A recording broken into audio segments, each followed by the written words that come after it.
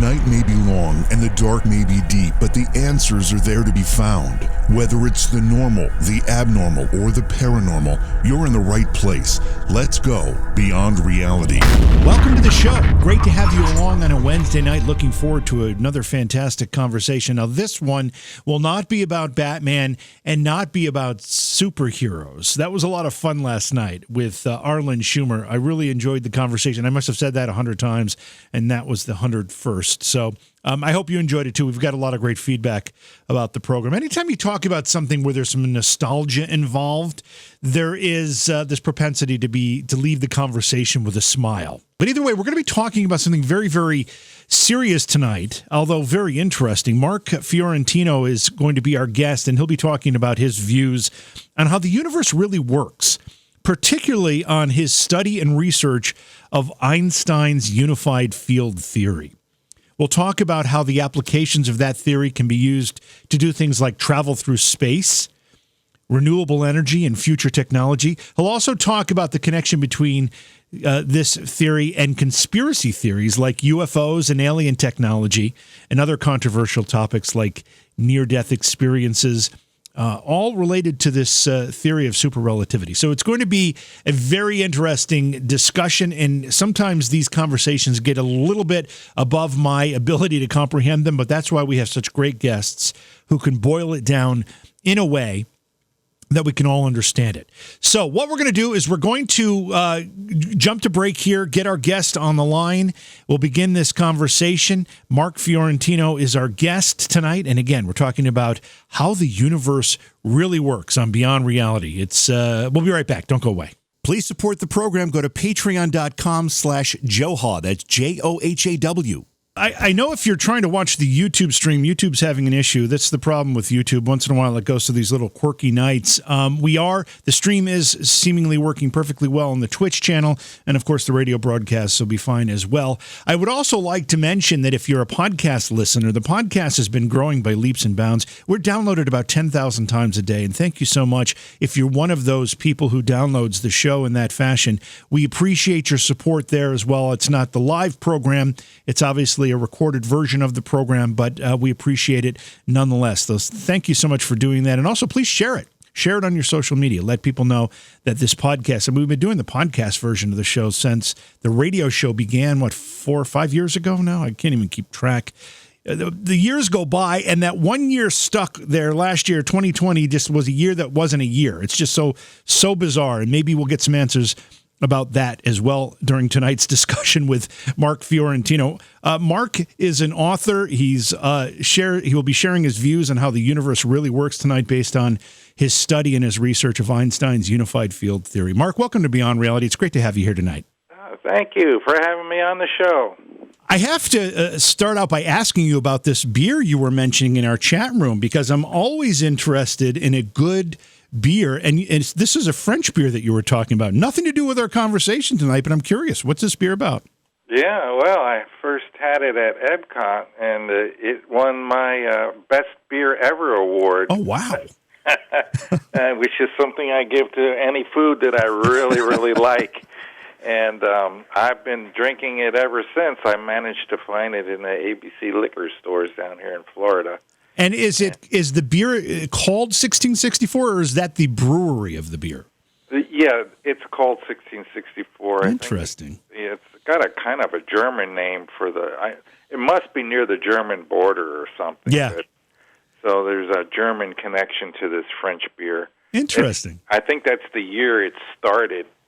The company started. That makes sense. I'm going to have to search this one out because I'm always up for tasting something new. And I've gotten kind of bored with the constant one-up hopsmanship of some of these craft brews, where they just keep loading more hops in these beers. And at a point, I just can't take any more hops. But you know what I'm talking about.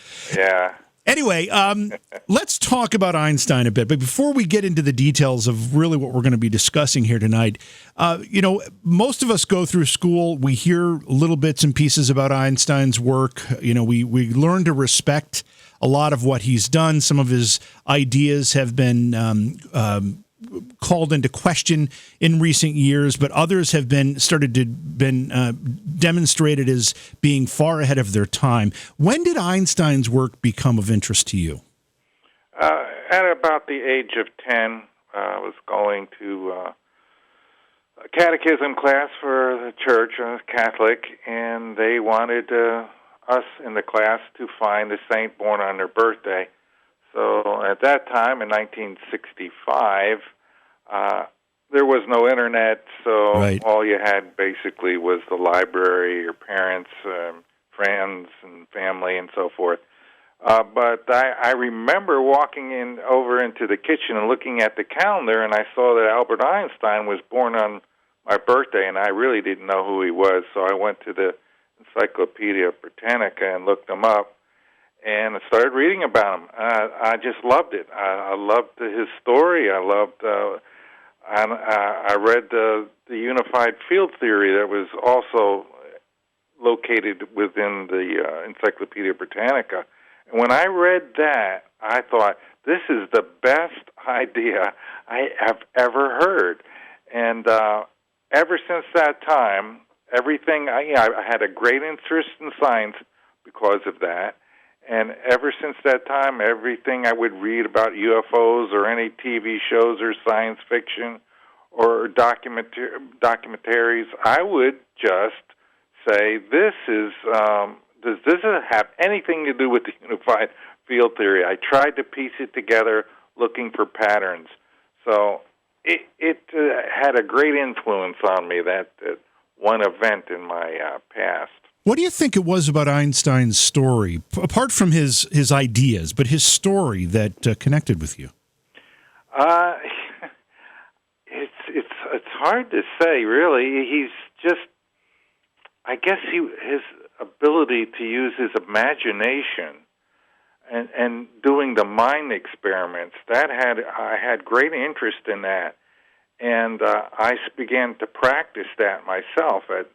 I would wake up a lot at night, and usually between the times of 3 to 5 in the morning, and I would try and do mind experiments like he would do, and I would read these things, and I realized that he was modeling reality using his imagination and intuition, and that was guiding his mathematics, and I've always thought that was the best way to work things out in physics.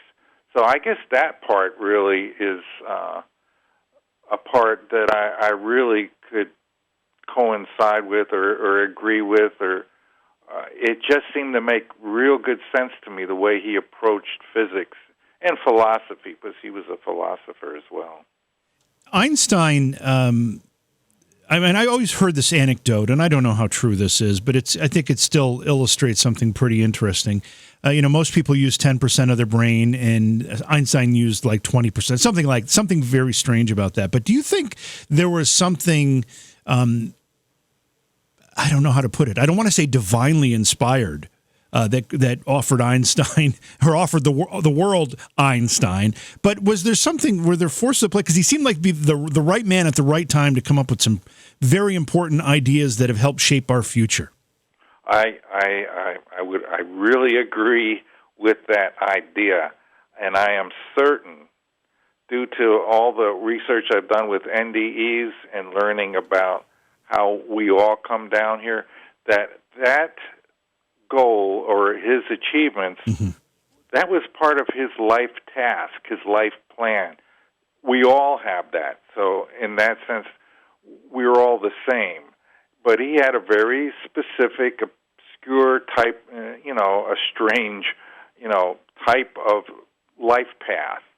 And yeah, I believe it was divine. And in my next book, which I've just decided I'm going to write today, I'm going to approach that question and that subject from the spiritual side, which I've done a lot of research on.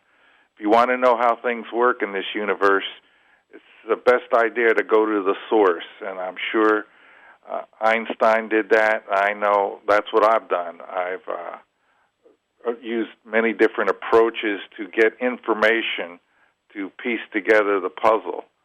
And, I am absolutely sure that he had divine inspiration. Mark, I have to chuckle a little bit. You mentioned, when you were starting your interest in Einstein's work and you were starting to learn about it, you had libraries and you had the Encyclopedia Britannica. I basically had the same thing. Mine was the World Book or whatever that series of encyclopedias was. And it's amazing how often we went to those books as kids to try to figure out what the heck was going on in the world around us. Now with the internet being, such an integral part of our lives and the things we do every day, it's hard to remember those days, but it really made you invest your time, your energy, and your brain into some of these pursuits.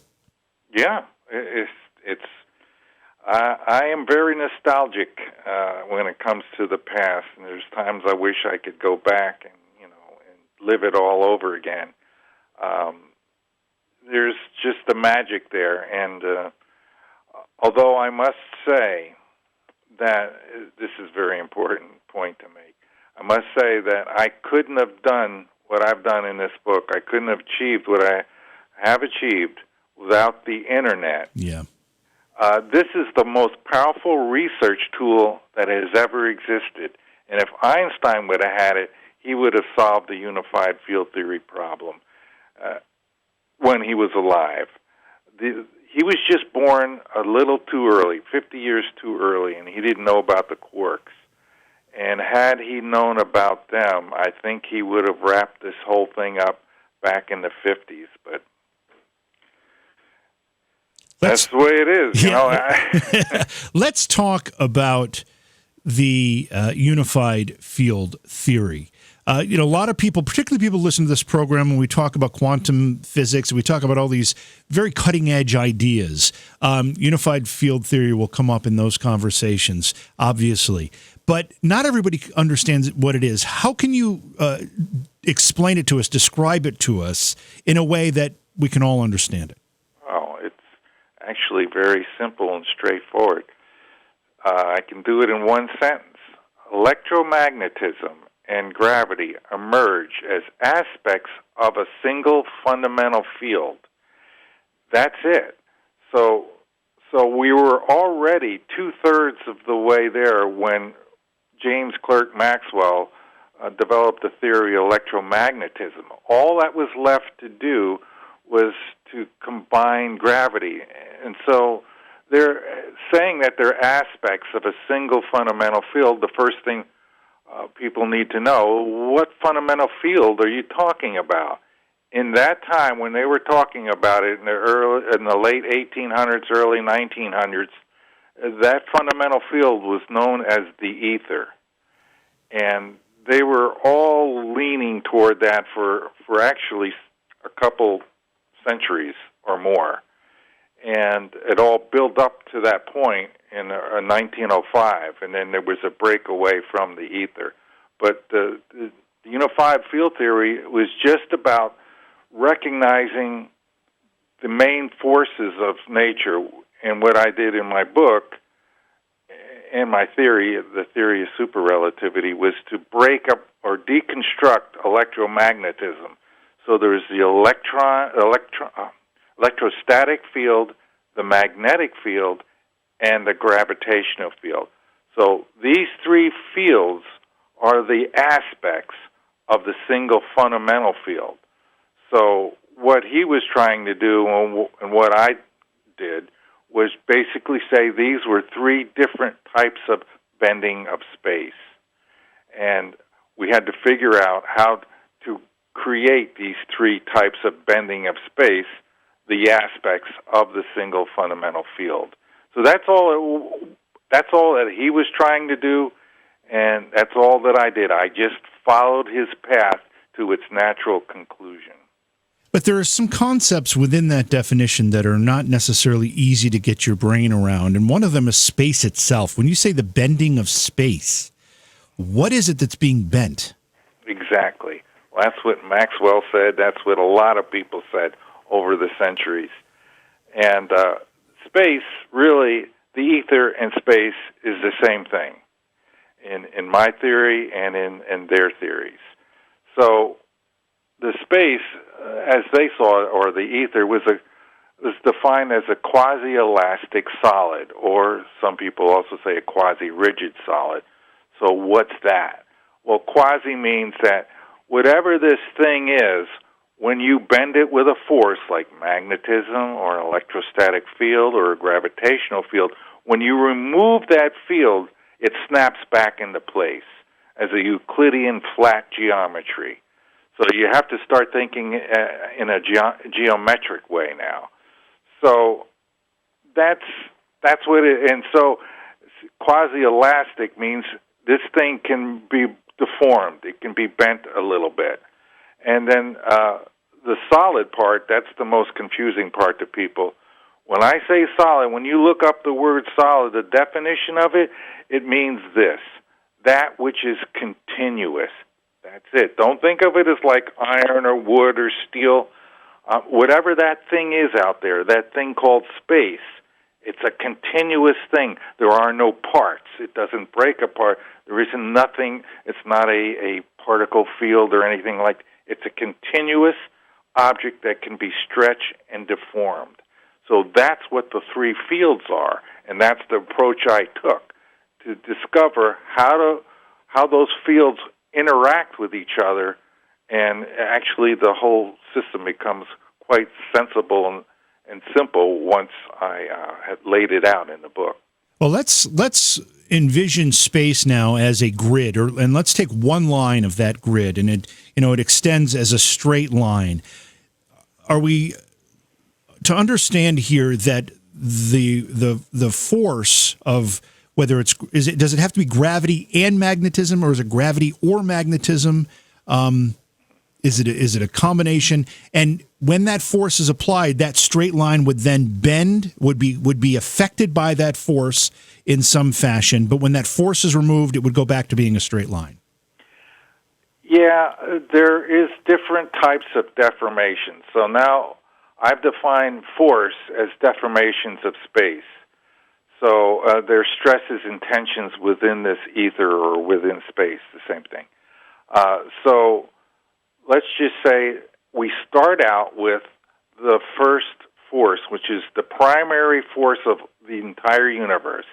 In the universe, there only exists one single thing: space, the ether. So now we can deform it to make the forces.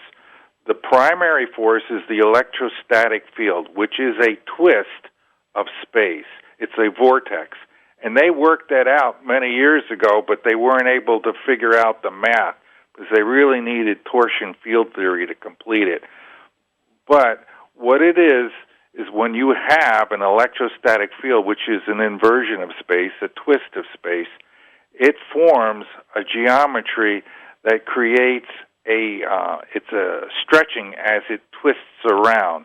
If you can imagine in your mind, playing with silly putty, and you put it on top of a picture, comic strip picture, or whatever. Mm-hmm. You look at the picture, and then you twist the silly putty. Look what happens to the picture. It stretches. Right. And that's the key to creating the necessary motion for particles. So that was part of unifying the forces. I had to figure out a way for particles to be have autonomous motion.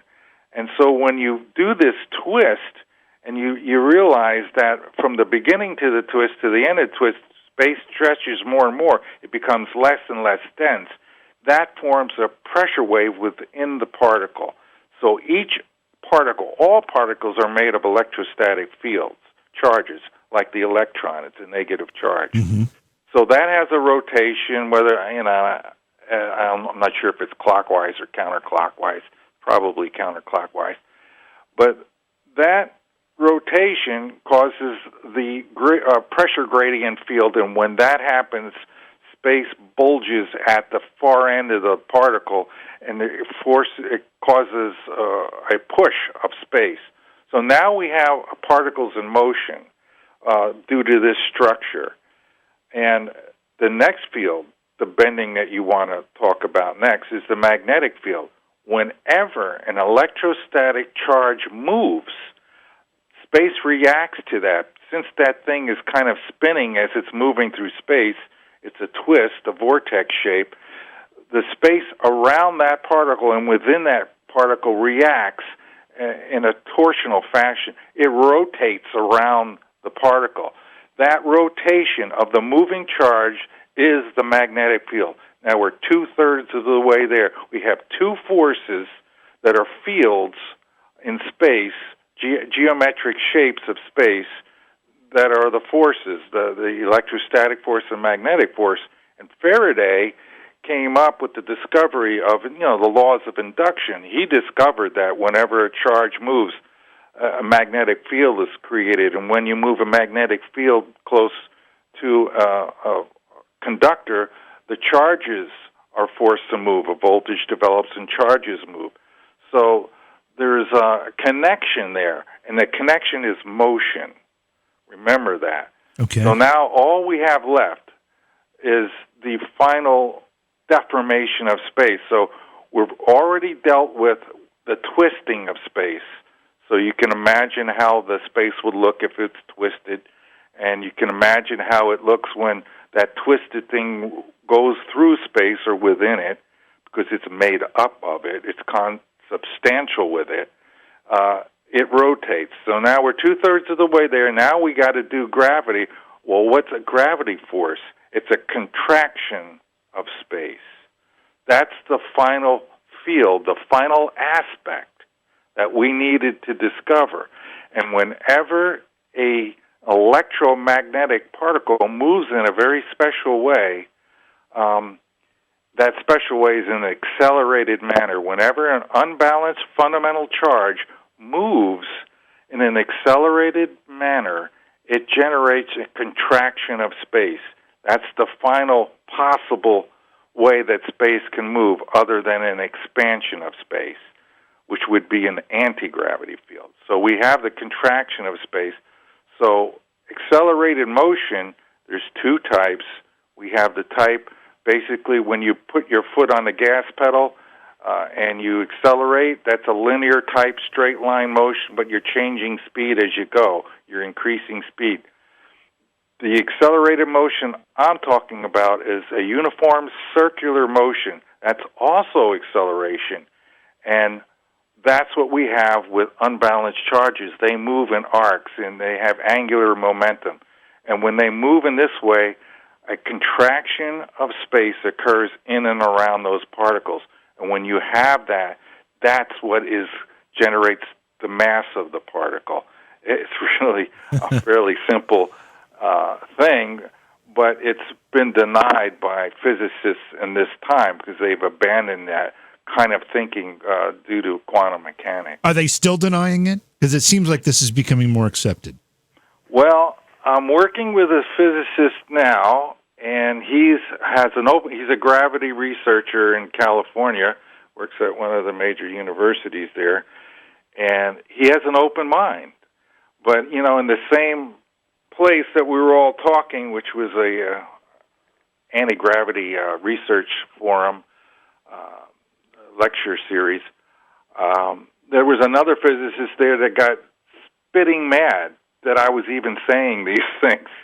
Yes, so there's a lot of physicists that do not like the classical approach. They're taught not to think that way.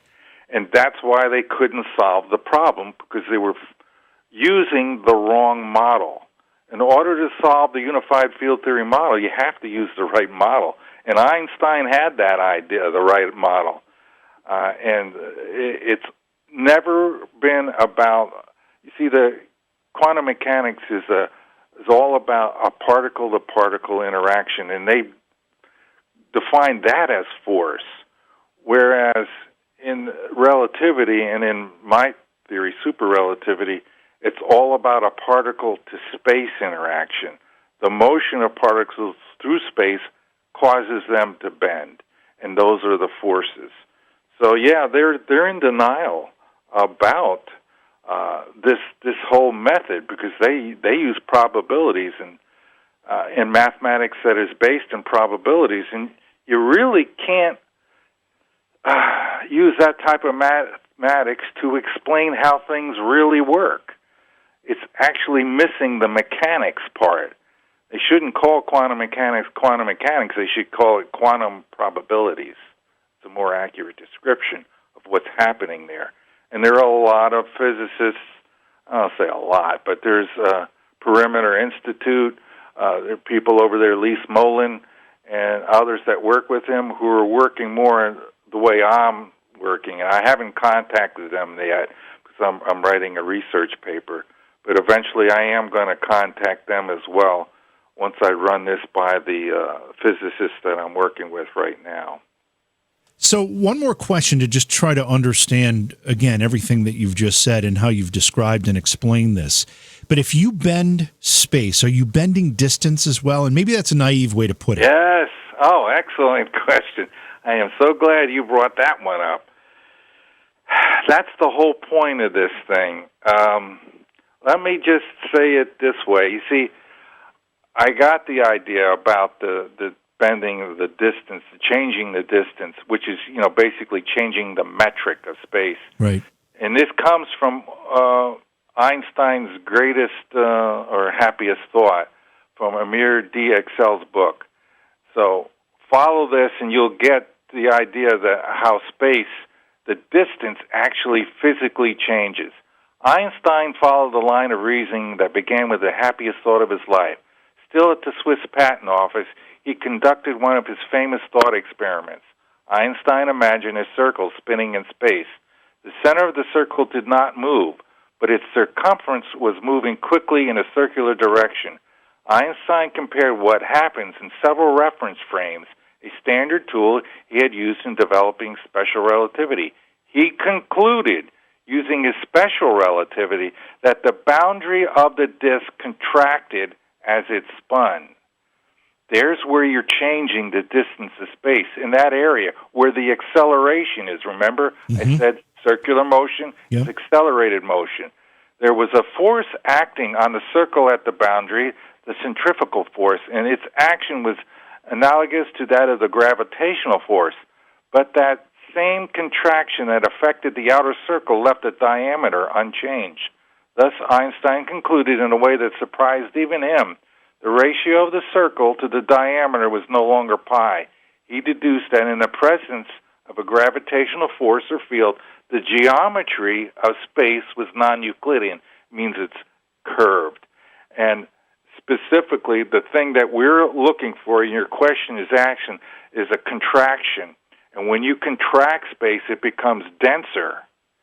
And so, like if you had a ruler out in outer space and you had an intense gravitational field, and so one side of the ruler was A and the other side B, and you made a measurement there, that thing is rigid, but the space between those 2 points, A and B, is increased because of the gravitational field. There's actually more stuff there. The metric increases, the density increases. So yes, that's a very important point, and it's backed up many ways that I could explain. Basically, light goes slower in a gravitational field.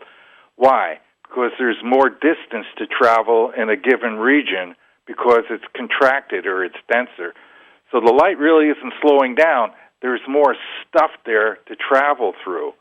And when that happens, the permittivity and permeability of space increase, which matches the fact that the speed of light will be slowing down. So your question is very good. It's very important. Yes, space does, the metric of space, the distance changes. So as we start to understand this, and as you continue to explain it to us, obviously some practical applications start to come to mind. But in your work and your research, what are the practical applications that you see as we get to understand this? And maybe we even get to a point where we can manipulate or employ these ideas. What types of things can we accomplish? Well, what I'm really heading for and what I'm motivated to do is bring anti-gravity technology into this world. So in order to understand anti-gravity, you first have to understand gravity. So my focus of my research was figuring out what gravity really was, defining it properly, understanding it, and then realizing how to move toward a very important technology, which is anti-gravity technology. If gravity is a contraction of space, then anti-gravity must be what? An expansion? Of course. And so the trick is, how do you do that? Now, if you remember from what we said earlier, the electrostatic field is a field that is a twist of space, and it stretches. That's an expansion of space. And there has been work by people like Thomas Townsend Brown, who used what they call electrogravitics, where he created lift with just electrostatic fields in charging capacitors and such. So there is some basis, there's some thrust that was detected using that, and they called it anti-gravity, but I think it's more of a thrust. But magnetics is also a rotation of space, and so a magnetic field also stretches space.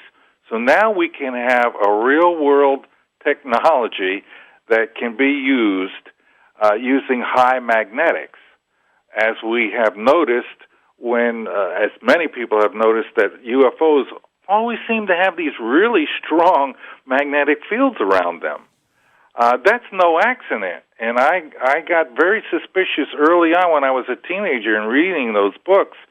And I read one book, and the people the U.S. Air Force who went to examine a landing site picked up some of the grass at the landing site, and they had a magnometer there, and they were able to detect that grass was magnetized.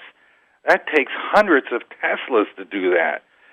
There's also been physicists who've analyzed photographs in which the emulsion, these are older photographs when they were still using film and such, the emulsion of the film was magnetized.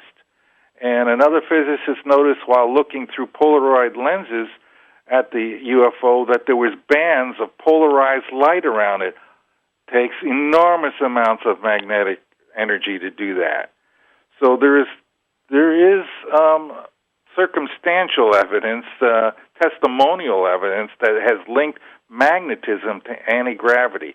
Now, in my book, I describe why magnetism can be used to create an anti-gravity field by pulling space apart.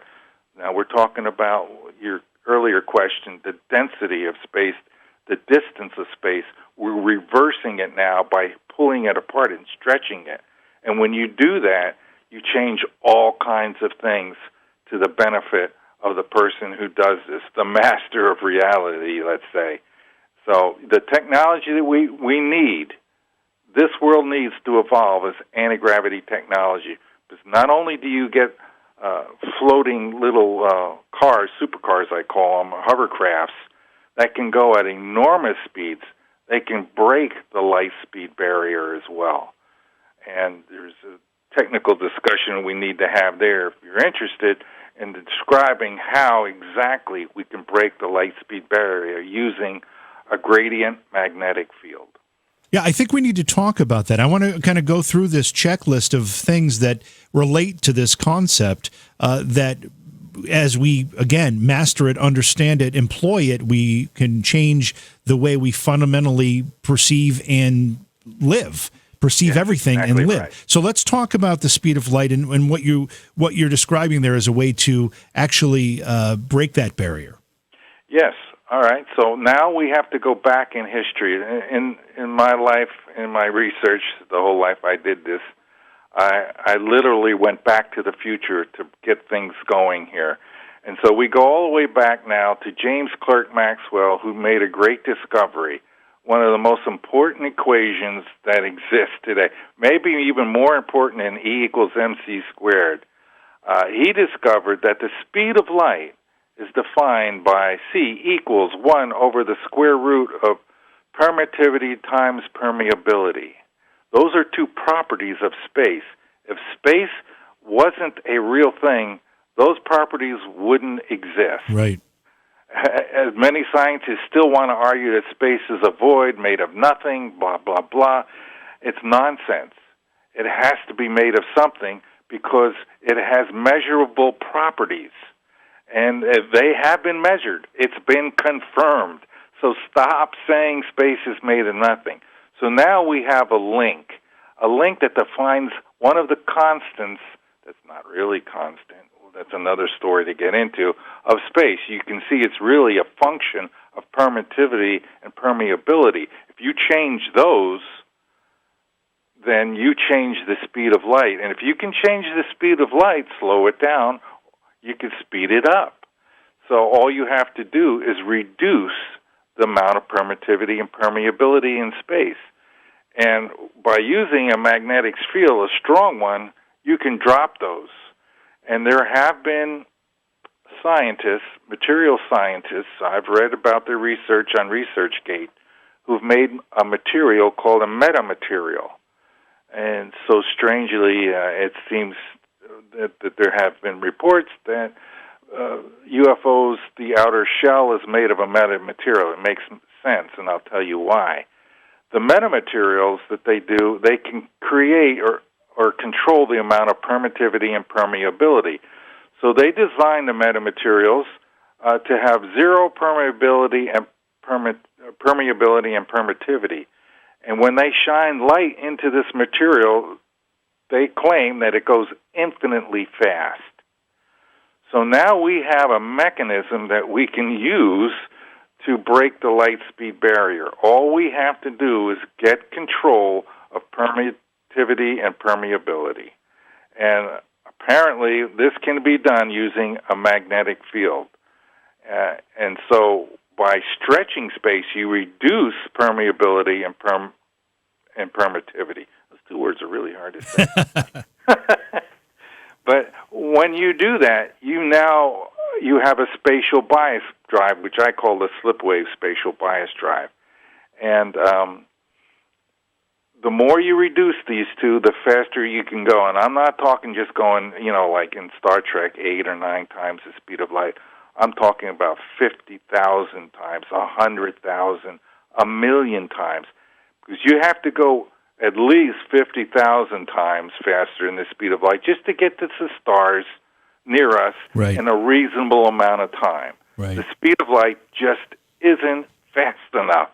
If we just could only go that fast, we'd be pretty much held down to this planet in the solar system and maybe a couple of the nearest stars. It would take 4.2 years one way just to get to Proxima Centauri. So that's not tolerable. We have to get there in 15 minutes or 20 minutes. And the only way to do that is go 50, 60, 70,000 times the speed of light. With this technology I propose, using high magnetics, we can achieve those kinds of speeds and also have benefits that protect one. Because if we didn't use the slipwave spatial bias drive, it would be fatal to try to use rockets or any other type of propulsion to get us up to light speed, because the Lorentz transformations would affect the person in the spaceship and the spaceship. It would contract. Remember we talked about contraction earlier. As you accelerate toward the speed of light, that ship will contract. Time will come to a halt, and your inertial mass will increase to infinity. This makes moving at the speed of light impractical if you don't bias the space around the spaceship, all around it. You have to change the density of it. You have to diminish it. So like you're almost moving through nothing, just very close to it, with a high space that has high tension and low density. And you move, and it's like removing the distance between any two places you're going to, because the space within your slipwave spatial bias field is reduced to almost nothing. It's stretched to the point where it's almost nothing there. The permittivity and permeability drop. You have a pressure wave you're traveling behind, and you can move at any speed you want. This is very necessary for our civilization to evolve. Like you say, when we do this, we're going to be able to go to other stars, all the stars in our galaxy, even other galaxies, and we're going to meet people. We're going to meet. We're going to finally know, without the government covering it up, that there are extraterrestrials, and we're going to learn about their cultures. We're going to learn more about God, how the universe works. All kinds of great things. It'll be a great benefit to man, and most importantly, we'll be able to colonize another world or worlds. So just in case something really bad happens here, we'll be able to be safe. Our species will be able to be safe somewhere else on another planet. So you've referenced UFOs a couple of times in the discussion already. Are you suggesting that this technology that you're describing here and outlining is already being employed by visitors from other galaxies or universe or star systems? Yes, I think it's the primary technology. Now, you have to realize these guys are not just a few hundred years ahead of us or even a few thousand. More than likely, they're millions of years more evolved than us. So they've discovered the unified field theory eons ago. They've refined it. They probably I'm sure, they already know about the Stargate technology, and which is another way to travel through great distances instantaneously. And I'm sure some of those people use the Stargate technology or interdimensional travel as well. And the way you know that they're an interdimensional traveling ship is you'll see a green mist emerge just before the ship appears. That seems to be a byproduct of an interdimensional portal opening. And we first discovered it in the Philadelphia experiment, but I believe that the United States also has Stargate technology, which is the other way to travel to other times and dimensions and other areas within the galaxy and beyond. Well, that was going to be my follow-up question to that. If that is indeed alien technology or technology that aliens employ, there has been discussion that whether it's the United States government or other world governments have in fact been exchanging technology or at least receiving some technology from these alien visitors. Is it possible that some of this technology is already in our hands? Yes. Pretty sure it is already. There have been airline pilots that have been flying over Area 51 who were instructed by the radar facility to make turns and not to fly directly or too close over the Area 51. As they were turning, these two pilots recollected in the interview I saw, as they were turning, they knew where Area 51 was, and as they were making their left turn, they looked out that way, and they saw 12 brightly lighted objects come straight down, not across the field, straight down from outer space, stop just over the field, and then do a little zip and land on the runway. So they've seen them. I know of a person who has seen an up-close UFO that turned out to be a Air Force experimental craft. And they've sworn testimony to me. They are not people that will ever come forward. There's two of them, and they're afraid. And so they're very credible. So I know, I'm convinced for sure that we have this technology, and at some point they may come forward. There is some signs that the U.S. Navy and the Tic Tacs and all that, they've released information that they've never released before. It was kind of forced upon them by somebody who seemed to have grabbed the radar stuff and also the videos coming from the jets and released them on some website. But then they did not deny that was real, and so there's some indication that maybe the United States may at some point admit that they have this technology, but it's so valuable. This technology is so important. It's above top secret. Right. It's America's greatest secret. And why is that? And there's a very simple, sensible reason why it's so secret. It gives us a strategic military advantage. Cut and dry, that's what it's all about. Well, it seems to be a supreme strategic military advantage, like the ultimate strategic military advantage. They can quite literally fly circles around our fastest jets and rockets. And they have done that. I mean, it's like laughable. If they wanted to shoot us down, and they'd use a laser and they would just cut us to ribbons. There was just... So if the U.S. government has some of this technology, then there must be two scientific communities, the one that's in the know and the one that's outside of that circle, trying to achieve some of these things on their own. Is there no intersection of those two groups? Very little.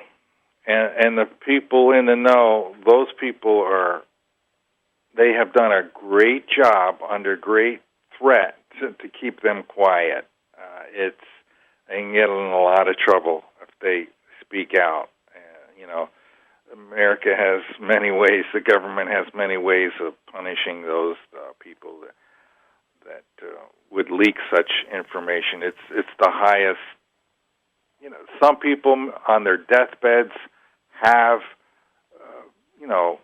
revealed that we do have aliens and alien contact, and I've read their stories. Right. And do you believe them? They're not here anymore. We can't question them anymore, but they swore on their deathbed, they saw this, they saw that, we have this, we have that. And I guess right now that's all we're going to get. Every once in a while, a general claims we have bases on Mars and so forth, but the mainstream media doesn't really seem to pick it up and dig at it any. Probably they're told not to, but, at some point, someone is going to have to, and someone in authority is going to have to come forward and make this knowable. My thrust is really to say, okay, maybe you're not ever going to say this until somebody in the mainstream, some government, I don't know who, in Europe or wherever, says, we've done experiments, and these experiments have to do with magnetism. They're in my book. I'm saying do these experiments, prove that anti-gravity exists, write it up and put it into the mainstream, research groups to verify. This is the way it's going to happen, because I don't think the government anytime soon is going to admit to this. So we have to get the physicists on the other side, hey, stop smashing particles together, take a break from that, and let's do some real science that has some tremendous real-world benefit. If we get anti-gravity, we'll have so many great machines that can do so many things, save lives, protect the Earth from asteroids, put up Project Sunshade, super ambulances that can fly across the country in a matter of a few minutes, pick somebody up and bring them to a specialist hospital where they can get treated immediately. There's so many applications and ideas I can think of that'll make this world a much better world. And somebody's going to have to push for it, and I guess that guy is going to be me. So give me an understanding of how much force we're talking about here. When we go back to the anti-gravity discussion, and we talk about magnetism being the force by which we can achieve this, we all understand basic magnetic forces. How many times greater than those forces are we talking about to be able to achieve this kind of effect? Well, I suspect, and I haven't done the math in this area yet, but I suspect it's going to be several hundred Teslas, which is a great amount of, powerful amount of magnetism. People like me have to stay away from that kind of magnetism. If you have any metal in you or anything like that, it could be catastrophic.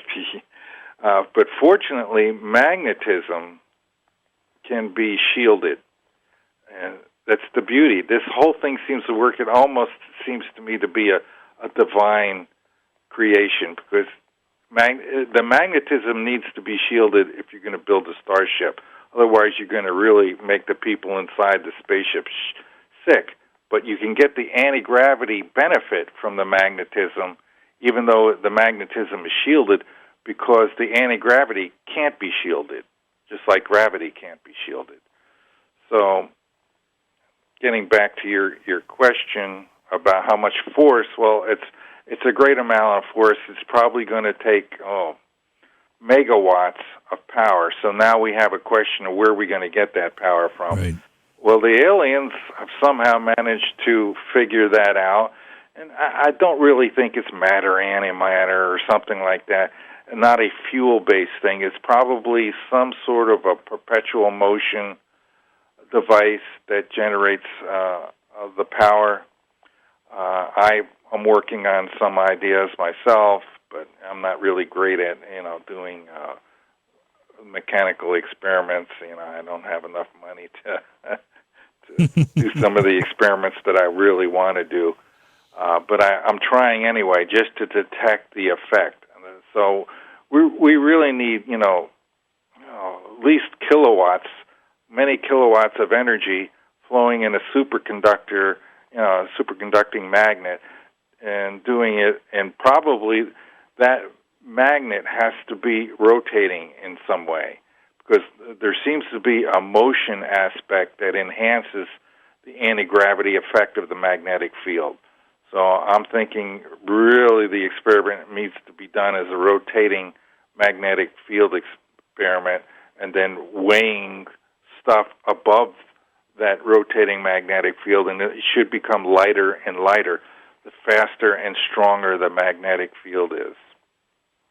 We've talked about achieving far faster than the speed of light travel to be able to cover great distances, but what about things like time travel? Is that something that comes into play when we start talking about these ideas?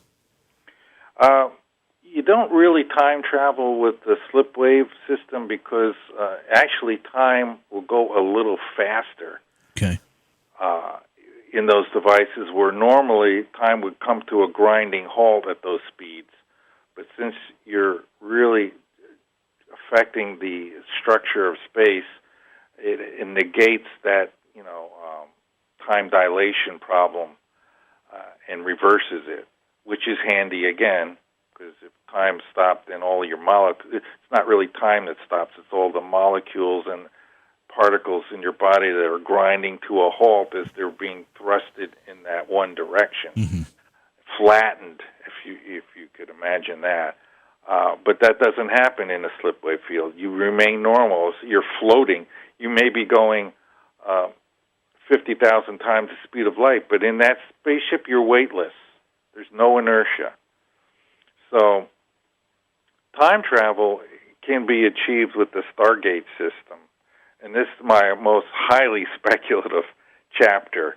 And I got some tips from somebody who's in the know, who has connections basically with the other world, and not the other world, I would say the spiritual realm. And I got some keywords, and so I decided, I'll write this chapter since I was asked to do it, and it was on the Stargate technology.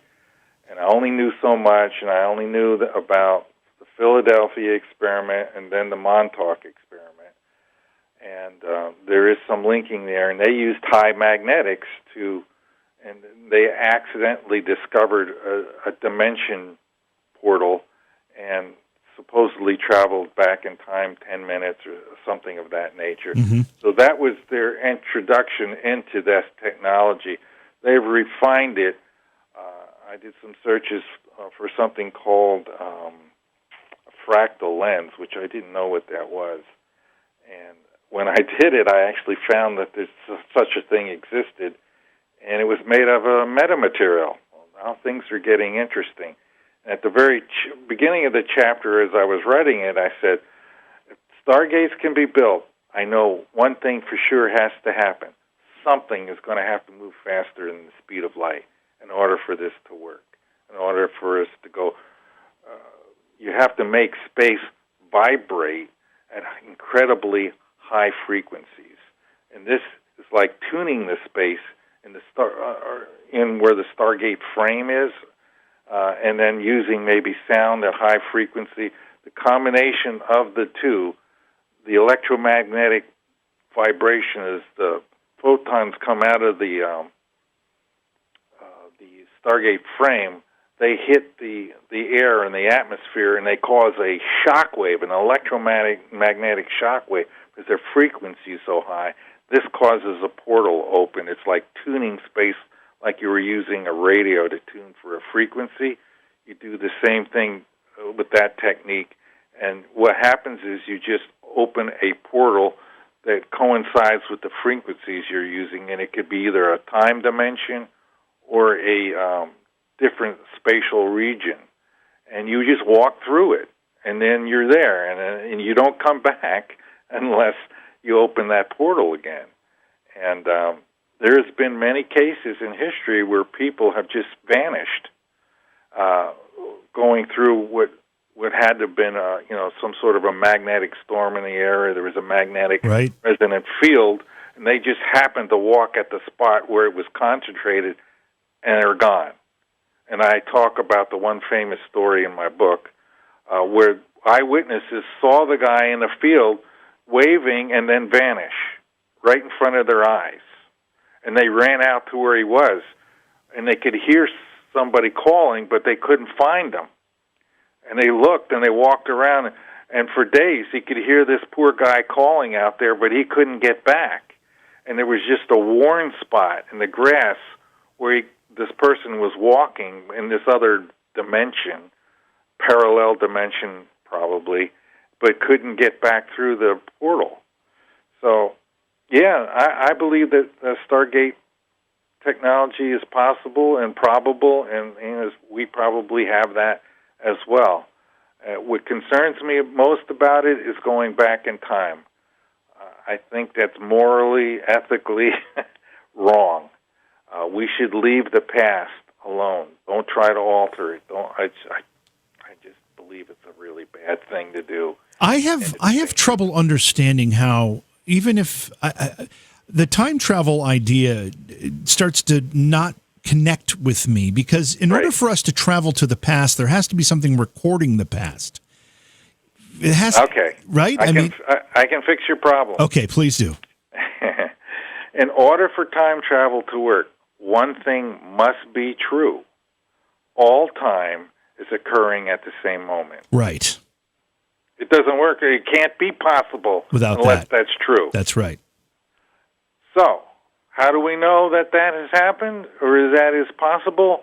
People from NDEs go to the other side, and they say time doesn't exist. All time is an eternal moment. So they're confirming in the bigger reality, the superverse, that is the case. Time here really isn't real. We're born into a time segment where everything is linear and sensible. Things make sense. This happens this time, and a little later, this thing happens then, and we can process that with our brain. Right. And it all makes sense. But in the bigger reality, if time travel is possible, there's only one way that can work, is that all time is occurring at the same moment eternally. And that it does appear to be the case according to NDE people. See, some of these things, in order to solve these things, you got to go to the source, the creator, and ask that person, how this thing works. This is what I used to do at IBM. If I had a problem, there was a problem on the line, I went to the person who created the device, the machine, whatever it was, and I would ask him, how does this work? Explain it to me. And that cleared up the problem. And it's the same thing here. Scientists have to be open to the idea that there is a spiritual realm, there is a God, there is a creator, and the creator wants to let us know and has let us know that he created, and I say he, but it's a supreme being, more than just a he. And I could tell you a case. Father Rick Wendell, who's on my website, on my blog, he had a near-death experience, and God lays it out clearly to him, as other people he has also done it to, like Howard Storm. He says this: all of this three-dimensional world is within God. There is nothing outside of God.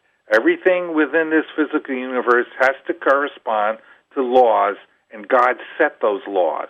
They are immutable as God is immutable. that's the way it really is. And, our world, our society, we're still pretty primitive thinkers. And a lot of people have a hard time going beyond their senses, what they can see and hear and feel. If I can't see it, hear it, feel it, and detect it, it doesn't exist. Right. That's not the right paradigm to be in. That's not the right thought process. We have to expand our consciousness now. And that's just, that's my opinion, but it's not just an opinion. Well, I call it knowledge. Let's talk about that a little bit. For the better part of what we would say in the 20th century, science has seemed to have become at odds with the existence of God and with the existence of an afterlife. All of those ideas, they seem to have separated and almost in a way that they couldn't reconcile. But I'm starting to see a reconciliation. Are you seeing the same thing? Yes. Eventually what's going to happen is the same thing has happened on, I'm sure, all these other extraterrestrial planets, alien planets who are more evolved.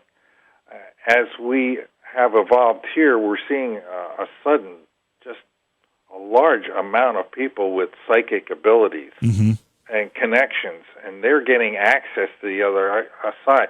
They're getting information, incredibly good information. And we're evolving. God is actively a part of all of this, and through all these NDEs, when these people have these NDEs, then they come back. Most often, they come back with additional gifts of psychic abilities of one sort or another. That's right. Yes. So we got a situation where we're evolving now, and we're going to come to realize at one point it's going to just sweep across the world that, of course, there's a God. How did we ever not know this? The idea of atheism and all this stuff. It's not that I hate them, or it's nothing to do with personality, and we shouldn't think that way. They're not bad people. They're just not aware. They're not consciously to the right level, even though they're highly educated. And there's a lot of atheist physicists, but there also is a lot of physicists that have religion. So right. It's a matter of education, and it's a matter of increasing the awareness. They're just going to have to be able to accept that this testimonial evidence coming from these people is valid. NDEs have done some incredible things proving that consciousness exists beyond death. That means we don't die. We are eternal. The afterlife is really the place we all come from, and we're all going to go to. So death is really the real big teacher. Anybody who has any doubts, and I could tell you one person, Howard Storm, who was an atheist, who died. He's no longer an atheist, and this is happening time and time again. Atheists get converted quicker than anybody after a near-death experience, because what they see, what they experience directly, they know is real. It's true. So it's just a matter of time. And when we get to other planets and we get to talk to other beings, they will tell us, and they have told us, God is a universal being. It's not just his center of attention just isn't here on Earth. We are not the center of the universe, the center of the solar system, the center of anything, but we are the center of God's attention. All beings everywhere are at the center of God's attention. So this is the things that we need to learn so that we can evolve. Have you had any NDE of your own, Mark? I have not had NDEs, but I have had psychic experiences that helped convince me there was an afterlife. And in one case, my life was actually saved by one of these experiences that proved to me that beyond any shadow of a doubt, we have guardian angels and or spirit guides. It's the same thing. Right. That really exist, and they're helping everybody, not just me. This is everybody thing. 8 billion people on this planet. We have 8 billion people with 2 or more guardian angels with them from the time they're born until they die. It's just the way it is. whether you believe it or not. But they're there helping out. So it's important for science to understand this. They can advance more if they open their consciousness and their minds to this stuff, and they will get inspiration. They will get more help from the other side once they believe. And I've literally prayed and had my prayers answered by my guides, providing more evidence for me. Right. So, yeah, I haven't had a near-death, but I know several people that have. I've talked to them at great length. I've watched many videos and read many books on the subject. So I'm very well aware of the phenomena and what's happening. It's happening to over 200,000 people in America alone every year. We are at the point where we're almost out of time here, Mark, and you've laid so much out on the table for us to consider. I'm assuming that almost all of what we've talked about tonight is in your book. Yeah, I do have some information on NDE. The signature of God discovery came about in part from an NDE experience, something I was searching for, and I knew an NDE person would have. So, yeah, I have NDE in there. Talk about aliens, talk about stargates, talk about speed of light. All that stuff we talked about is pretty much in the book, other than my personal experiences, which is going to be in the next book I write. Okay, so this book is called Master of Reality, and where can people find it? It's on Amazon. It's also on my website.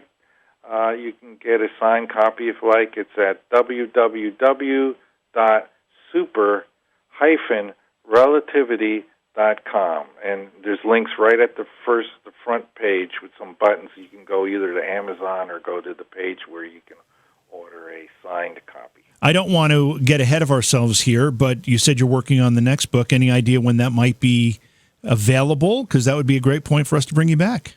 Yeah.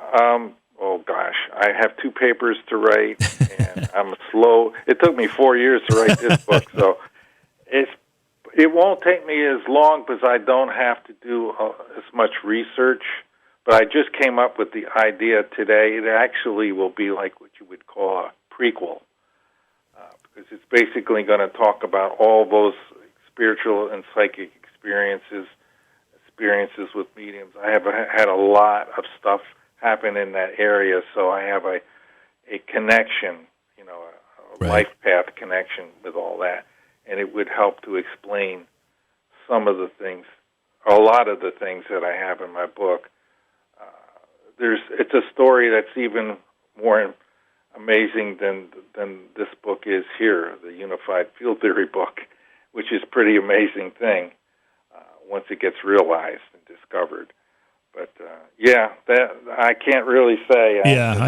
That's a tough thing to project and predict. But we appreciate you coming on tonight, and we'll stay in touch so we know when you get closer to having that work realized, and we'll get you back on. Okay, sounds good. Thanks so much for your time, Mark. Again, the website is super-relativity.com. Beyond Reality Paranormal is hosted by J.V. Johnson and produced by Orion Palmer and Slick Eddie Edwards. Like us on Facebook and subscribe to our YouTube channel. Please consider supporting the program either through your podcast platform, click on the link in the description, or on Patreon at Joha Productions. If you'd like to be a guest on Beyond Reality Paranormal, or you have a recommendation for a guest, contact our producer, Slick Eddie Edwards. Eddie is spelled with a Y at slickeddieedwards@gmail.com.